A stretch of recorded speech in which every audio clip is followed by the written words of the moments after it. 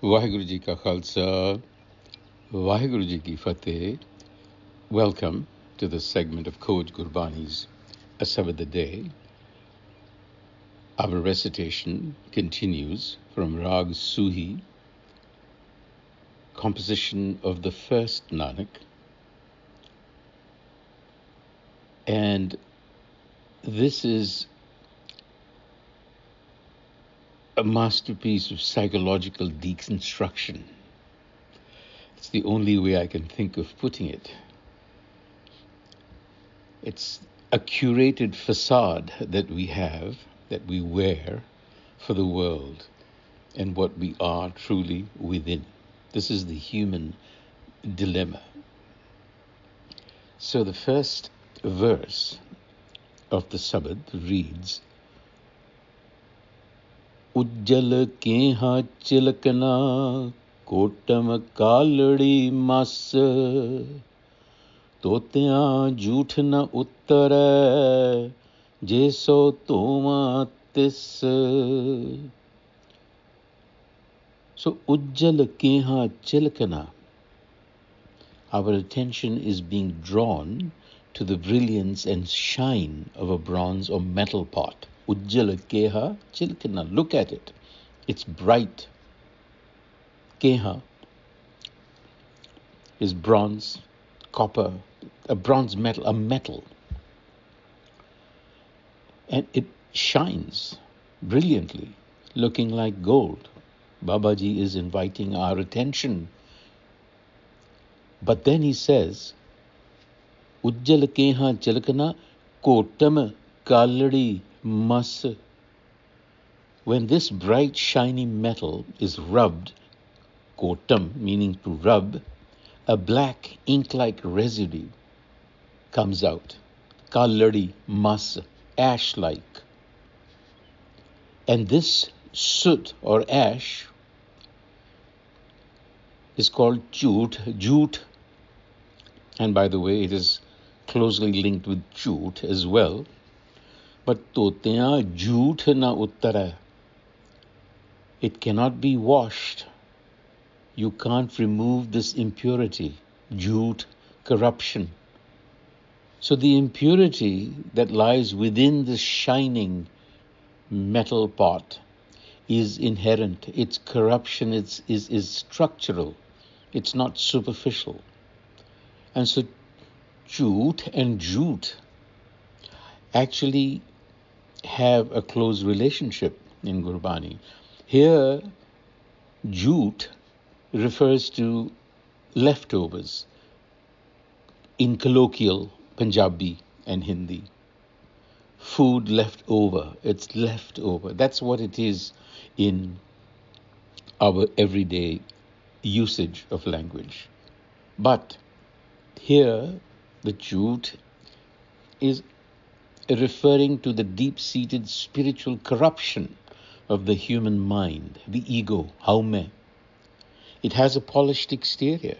Our social identity is polished through a variety of means, be it intellectual cleverness, academic accomplishments, public displays of piety, and so on. Physical beauty, if you will, material wealth. All of this shines and polishes our exterior identity. But the minute you scratch or rub kotam, that polished exterior ego, what happens? A thick black soot rubs off, meaning the ego reacts to pressure, to criticism or adversity. What does it do? It exposes its innate nature, which is anger, desire, greed. All of these are the collective stains of jhoot. Beneath that shiny social identity lies the dark soot of pride, anger, greed, and attachment. And no matter how many times you wash the body, that intrinsic dark nature remains unchanged. And then the rahau, which is the central pivot. Sajjan sei naal mein, chaldiyan naal chalan, Jithe lekha mangiye, tithe khade disan rahao. Sajjan sei naal mein. Only they are true friends. Sajjan sei, who are with me, naal mein, who walk with me, chaladiyan naal chalan. And where there is an accounting called for, jithe lekha mangiye, there they should be visible, standing by me. Tithe khade disan. Now, tradition, the Janam Sakhi tradition in Sikhi, tells us that this sabad was aimed as a bani. A bani, as you know, comes from the word vani, meaning arrow, arrow of wisdom. That this arrow of wisdom, this bani, was addressed to Sajjan Thug, a robber and a murderer, a thug, one that wins you over first and then kills you, a trickster, a con man. Sajjan is a prominent figure in any life of Guru Nanak that we consider, be it the Janam Sakhi or any other source. But the idea is that this is aimed at this Sajjan Thug. And he's said to have run a resting place for travelers, a saran. And he was outwardly pious and hospitable, but at night he would rob and kill unsuspecting guests by strangulating them. And when Guru Nanak and Bhai Mardana appeared at his place to spend the night, Sajjan intended to do the same with them. But Guru Nanak, with his vision and clarity, identified the thug in Sajjan, but he did not denounce him directly. Instead, he sang this Shabad, so tradition goes, exposing the emptiness of outward religiosity without inner truth, false piety like a polished vessel that Sajjan looked like. And Sajjan understood that Nanak was speaking to him. And he is said to have broken down. He broke down, confessed, and gave up his violence, distributed his ill-gotten wealth, and became a transformed person. Tradition also tells us that wherever Guru Nanak went, he is said to have left behind a small sangat, a network of people. And so he did with Sajjan and the small group around him. Sajjan, in fact, went on to become a prominent advocate and a representative, if you will, of that network that Guru Nanak created as he traveled. But that, of course, is the Sakhi. Who are the Sajjan in Gurbani that Gurbani is pointing to?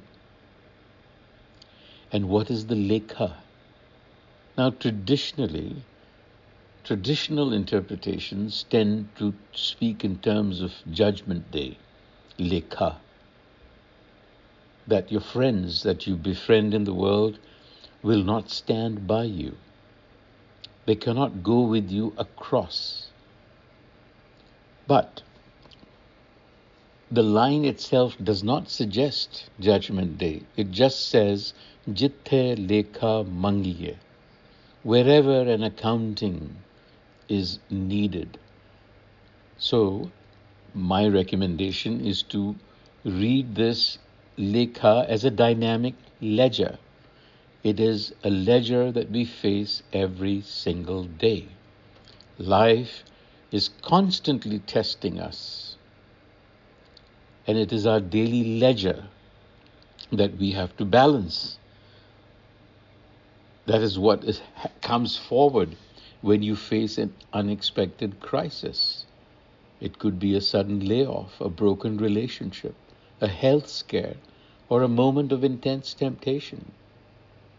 In those moments, in those high-stake moments, The universe demands an audit of your character. And that is when you need your true friends. So who are the true friends that stand by you in that audit? They aren't the people that you network with. They are not that. The Sajjan here are core virtues, your inner qualities, your emotional life skills. These are the life skills that you have developed to deal with situations like the one I have mentioned. And that is the ledger. That is what the daily ledger demands. Your patience, your integrity, your resilience, and your inner calm in the face of these situations. If you haven't cultivated those internal friends, you face the crisis completely corrupt. So Guru Nanak's message in the Rahao is to cultivate, to make virtue friends, so that Jithe Lekha Mangiye, where there is an accounting to be had, your true character emerges. And then there are 3 quick verses that are illustrations of how we deceive ourselves. So the very first one is the architecture of our ego, because the jute that we talked about is really a symbol for the ego. So the Guru is saying, here's an example. Kothe mandapa maadiyan pasoh chitviyan. Houses, mansions, palaces, so architectural buildings. Pasoh chitviyan, beautifully decorated from all sides, on the sides. Tathiyan kamana avani vichon sakhniyan. What he is saying is that when there is vichon sakhniyan, when they are empty, when there is no indweller, they are of no use and they collapse. Likewise, in this human apparatus, if there is no indweller har or naam or wisdom, then this outward structure will collapse and is of no use. So we have built a massive psychological fortress. We display the chitviyan of wealth and intellect, but the foundation is empty. Vichon sakhniyan. The har is not dwelling there. And the structure, the ego, will collapse under its own existential weight. And then in the second illustration, he says, Bagga bagge kappade tirath manj vasan. Kot kot ji khamne bagge na kahiyan. It's a beautiful verse. Bagga bagge kappade. Wearing of white clothes like the bird, the heron bird. Babaji is describing pilgrims who put on spotless white clothes and go visit and live in sacred places. Bagga bagge kappade tirath manj vasan. They bathe at pilgrimages and stay there. And they wear white clothing. This also implies that they pass off as being very pious, much like the heron, the bird, which is really a predator. So, kot ji khamne bagge na kahiyan. You cannot call them bagga. Here the word bagga means pure or white. You cannot. Why? Kot ji khamne. Kot. It is how Sajjan Thug is supposed to have dealt with his victims. Strangulation. So Guruji is saying that these pilgrims who pass off as being pious actually make a living strangulating visitors there. Kote ji khamane. And that's what the heron bird does as well. So they are really predators, like the bird that stands perfectly still in the water, looking very peaceful, very serene, very meditative. But that is all a mask. Beneath that calm exterior, its eyes are hyper-focused on one thing, waiting for an innocent fish to swim by so that it can ruthlessly choke and devour it. That is the cognitive dissonance of human behavior. We put on a show. Babaji is pulling no punches here. He's absolutely not. He's calling us predatory. And your ledger, the lekha, reveals that you are in fact like the bagga. You are one thing, but you try to appear to be another. And then the third illustration is the simmal tree. Simmal rukh sarir main jan dekh pulan, se phal kam na avani, te gun main tan han. We are somewhat familiar with this verse because in Asa Givar, a similar verse, Simmal Rukh Saraira, Atatirat Admuch, Oe Jave Asakar, Jai Nirasekit. Simmal, the simmal tree, erect, tall, very impressive. But it deceives the birds. They come there looking for fruit. Nothing doing. They are disappointed. The fruit is tasteless. The wood is brittle. That tree offers no real nourishment. This is hollow status. Many of us are impressively built physically and may have high-paying jobs, but you're still morally bankrupt. And that is the existential burnout that Guruji now speaks about in the next verse. He's saying, Andale paar uthaya, dugar vaat bahut, akhi lodi na laha, how chad langa kit. A question is being asked. An existential burnout is being described. Imagine being blind, carrying a heavy backpack, and trying to hike to a steep mountain in the dark. The heavy load, andale paar uthaya, is the baggage of our ego, our desires, and the constant pressure on us to maintain fake personas, the mountain being life itself. And we are psychologically blind. Akhi lodi na laha, I can't with my eyes because my eyes are closed. They're exhausted from pretending. How? He says, how char langa kit? How should I get to the top with all of these drawbacks? And the conclusion, the antidote to this facade that we have created. What is the way out? How do I drop the heavy load? The Guru tells us, Chakriyan changayaiyan avar syanap kit, Nanak naam samal tu, badda chutte hain jit, badda chutte hain jit. To be released from the bondage of all of this psychological baggage. The Guru says, Chakaliya changiyanya, avar syanap kit. Of what use is cleverness, smart manipulations, service to the world? Of what use? Nanak naam samalatu.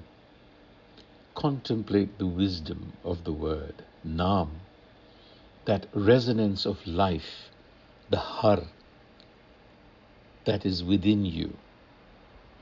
Through this alone, you will be released. It is not intellectual gymnastics or social maneuvering or any cleverness. It is to become radically authentic through Naam Samal, anchoring your mind in that wisdom.